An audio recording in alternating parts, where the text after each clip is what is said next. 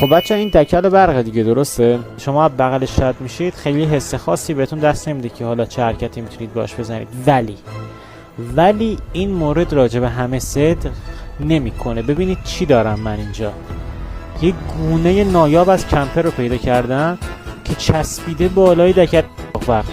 ببین واقعا اصلا یه جوریه که دلم نمیاد بزنمش، ولی خب کم نظیرن دیگه. این گونه واقعا کم نظیره، خیلی باید قدرش رو دونست و ترجیح میدم اول یکم وایسم ببینمش. بچه اگه موافقید یه ذره بشینیم اینجا نگاهش کنیم ها، ببینیم مثلا چیکار میخواد بکنه. میشینیم ما هم اینجا ببینیم چند دقیقه میخواد اونجا وایسه.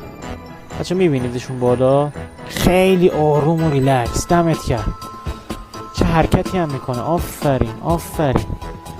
آفرین خیلی بی‌نظیره حاجی. این واقعا بچه کاش میشد قابش کرد این سکانسو. اسنایپ هم داره میکنه. چی کار داری میکنی با خودت از اون بالا؟ فکرم کافیه دیگه، فکر میکنم کافیه. اگه ایراد نداره